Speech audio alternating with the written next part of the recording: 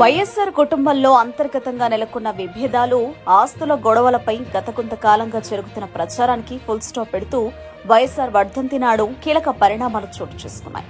ఇడుపులపాయలోని వైఎస్సార్ ఘాట్ వద్ద వైఎస్సార్ కి నివాళులర్పించే సమయంలో ముఖ్యమంత్రి వైఎస్ జగన్, ఆయన తల్లి విజయమ్మ కలిసి కనిపించారు. అంతకుముందు కూడా వీరిద్దరి మధ్య మాటలు లేవనే వార్తలొచ్చాయి. ముఖ్యంగా సరస్వతి పవర్ కంపెనీ షేర్ల బదలాయింపు విషయంలో జగన్ తన తల్లి, చెల్లి షర్మిలపై కేసు పెట్టారనే కథనాలు విస్తృతంగా వచ్చాయి. ప్రతి ఏటా జరిగే వైఎస్సార్ వర్ధంతి కార్యక్రమం ఈసారి కొంత ప్రత్యేకంగా మారింది. వైఎస్సార్ ఘాట్ వద్ద కుటుంబ సభ్యులు ఎవరికీ వారిగా కాకుండా అందరూ కలిసి నివాళులర్పించడం అందరి దృష్టిని ఆకర్షించింది.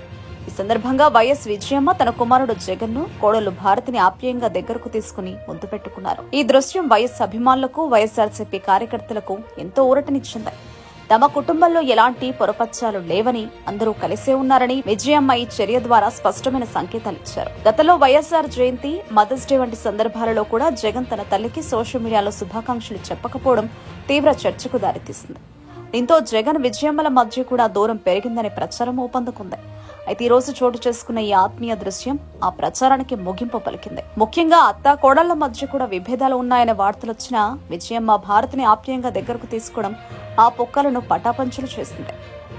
విజయమ్మ, జగన్ కలిసిపోయిన దృశ్యాలు సోషల్ మీడియాలో వైరల్ అయ్యాయి.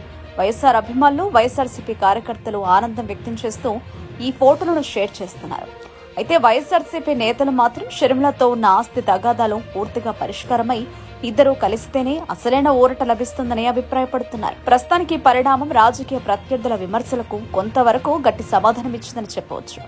మెల్లగా షర్మిల కూడా అన్నతో అయోధ్యకు వస్తారని, వారిద్దరూ ఒక్కటైతే ప్రత్యర్థుల విమర్శలను మరింత గట్టిగా తిప్పికొట్టవచ్చు అని వైఎస్సార్సీపీ నాయకులు ఆశాభావం వ్యక్తం చేస్తున్నారట.